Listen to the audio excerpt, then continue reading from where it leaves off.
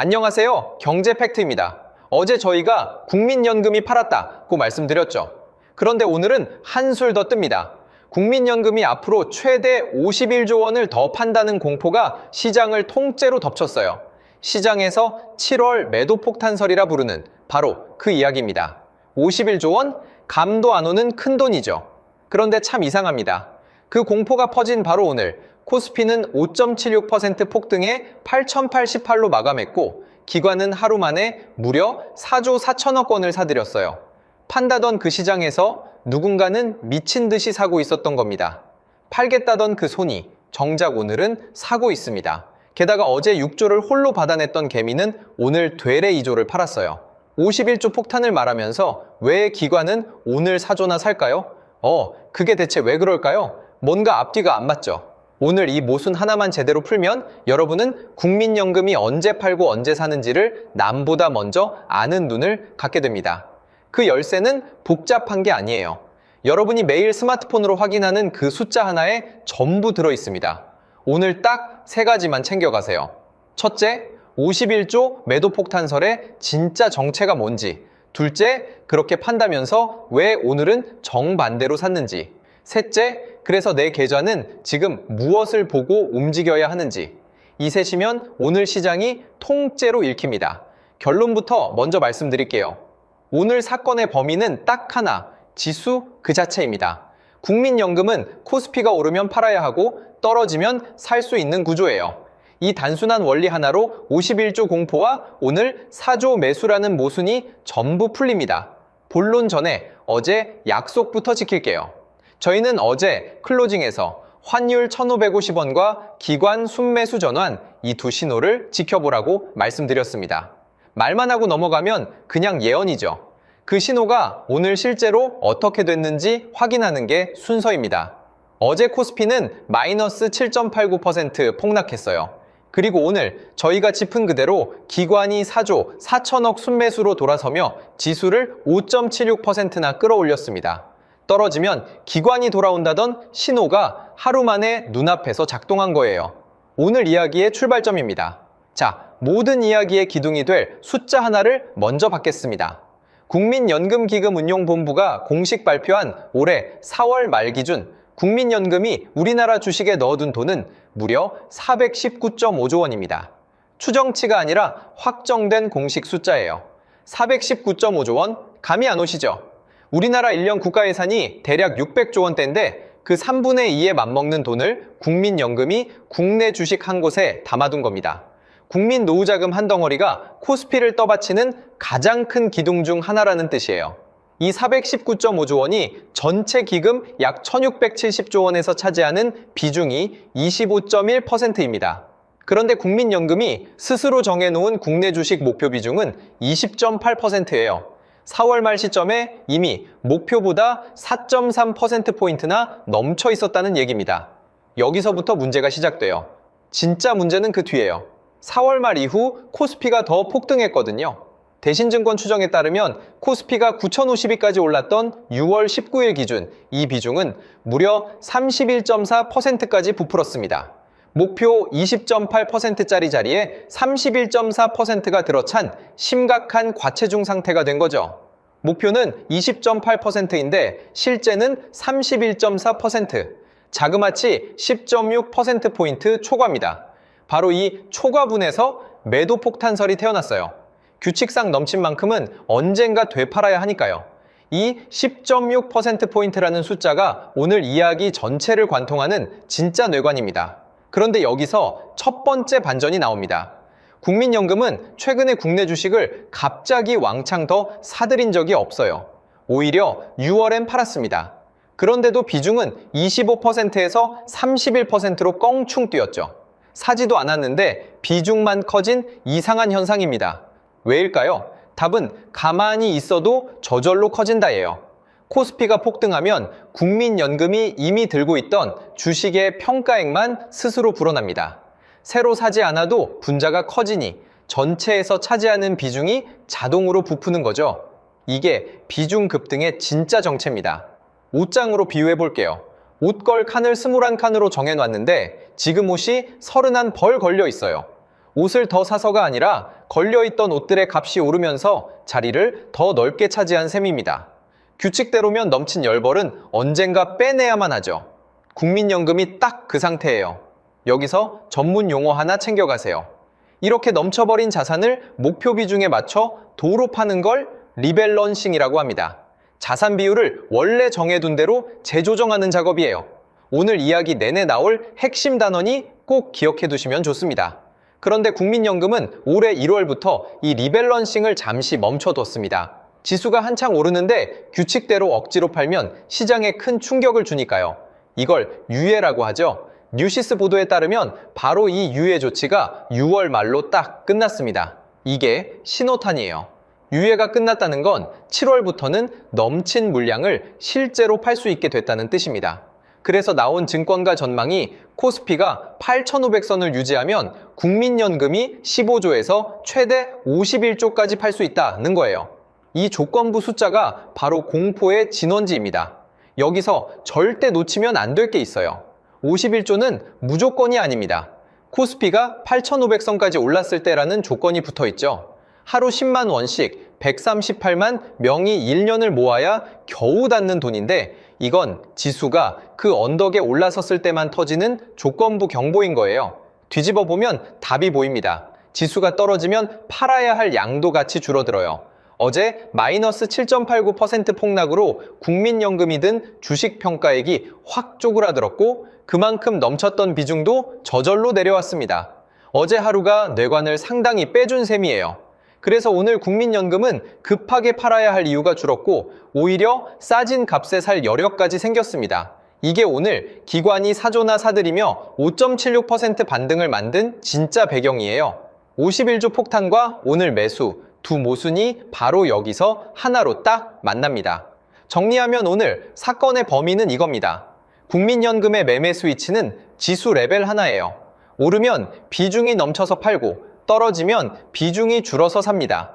그러니 51조냐 아니냐에 떨 게 아니라 코스피가 지금 몇 선이냐를 봐야 하는 거예요. 실제로 국민연금이 국내 주식을 담을 수 있는 비중 상단은 최대 28.8%입니다. 목표 20.8%의 유연 허용 범위를 더한 한도인데 뉴시스 보도 기준이에요. 실제 비중이 이 선 위에 있으면 파는 쪽, 아래로 내려오면 매도 부담이 풀리는 쪽으로 기웁니다. 그러니 이렇게 기억하세요. 코스피 8,500선은 폭탄이 터지는 언덕 위, 오늘 같은 8,000선 초반은 뇌관이 빠지는 골짜기입니다. 똑같은 국민연금인데도 지수가 어디 있느냐에 따라 파는 손이 됐다가 사는 손이 됐다가 완전히 달라지는 거예요.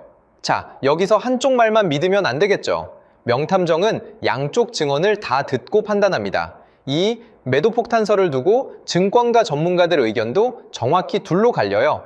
우려하는 쪽과 진정시키는 쪽. 두 목소리를 차례로 들어보겠습니다. 먼저 우려하는 쪽. IBK투자증권 변준호 연구원은 리밸런싱 유예가 이달 말 끝나니 다음 달부터 과도하게 오른 국내 주식 비중을 줄일 가능성이 높다고 봅니다. 즉, 방향 자체는 결국 매도로 기울 수밖에 없다는 신중론에 가까운 시각이에요. 다만 이쪽도 중요한 단서를 답니다. 국민연금 물량 그 자체가 주는 충격은 크지 않을 수 있지만 외국인 매도와 겹치는 순간 변동성이 크게 확대될 수 있다는 거예요. 국민연금 혼자보다 외국인과 겹치는 날이 진짜 위험하다는 핵심 경고입니다. 반대로 진정시키는 쪽도 있습니다. 신한투자증권 노동길 연구원은 어제처럼 마이너스 7.89% 폭락한 날조차 국민연금 순매도는 2,900억 원에 그쳤다 고 짚어요. 국민연금이 폭락을 만든 주범이 아니라 오히려 상당히 조심스럽게 움직였다는 반론입니다. 국민연금 김성주 이사장도 직접 말했습니다. 돈 버는 것만 목표인 민간이라면 팍 내놓고 저가 매수를 하겠지만 우리는 신중하게 가겠다고요? 시장에 주는 충격을 최소화하겠다는 원칙을 공개적으로 못 박은 발언이라 무게가 다릅니다. 두 시각을 정리하면 이래요. 우려 쪽은 방향은 결국 매도다. 진정 쪽은 그래도 급하게 던지진 않는다. 표현은 달라도 공통점이 하나 있습니다. 어느 쪽도 국민연금이 지금 대량으로 사줄 거다 라고는 말하지 않아요. 이 부분이 핵심입니다. 그럼 우리는 뭘 봐야 할까요? 여기서 반드시 방향과 타이밍을 나눠서 봐야 합니다. 이 둘을 뒤섞으면 100이면 100 실수해요. 방향은 어디로 갈 가능성이 큰가, 타이밍은 그게 언제 일어나는가로 완전히 다른 질문이거든요. 먼저 방향입니다. 국민연금 실제 비중이 목표선과 한도선 위에 걸쳐 있는 한 큰 방향은 매도 압력이에요. 유예도 끝났으니 지수가 오를수록 팔아야 할 물량이 차곡차곡 쌓이는 구조입니다. 이 방향 자체는 당분간 잘 안 바뀝니다. 하지만 타이밍은 전혀 다릅니다. 오늘처럼 지수가 훅 내려오면 그 매도 압력은 언제든 확 풀려요. 어제 폭락 하루가 부담을 크게 덜어준 것처럼요. 방향이 아래를 향한다고 해서 그 끝이 정확히 언제 올지는 그 누구도 못 맞춥니다. 그래서 방향과 타이밍은 서로 충돌하는 게 아니라 한 흐름의 앞부분과 뒷부분입니다. 지금은 매도 압력이 깔린 국면이지만 지수가 눌릴 때마다 국민연금은 다시 사는 쪽으로 돌아서죠. 오늘이 바로 그 눌린 날의 매수를 보여준 장면이에요. 결국 진짜 중요한 건 사라, 팔아라가 아닙니다. 국민연금이라는 거대한 손이 파는 쪽에서 사는 쪽으로 꺾이는 그 순간을 어떤 신호로 미리 알아채느냐예요. 그 신호가 바로 지금까지 말씀드린 지수 레벨과 매일의 수급 방향입니다. 자, 오늘의 진짜 알맹이입니다. 앞의 원리를 실제 내 행동으로 바꾸는 3가지 매뉴얼을 드릴게요. 두루뭉술한 조언이 아니라 전부 구체적인 숫자 기준선을 붙였습니다. 이것만 따라해도 다음 폭락장에서 흔들림이 확 줄어듭니다. 첫째, 51조라는 공포 숫자 대신 지수 레벨을 보세요. 기준선은 8,500선입니다. 코스피가 8,500 위로 올라갈수록 국민연금이 팔아야 할 물량이 커진다는 신호예요. 언론 헤드라인의 조원 숫자보다 지금 지수가 이 선 어디쯤인지가 훨씬 정확합니다.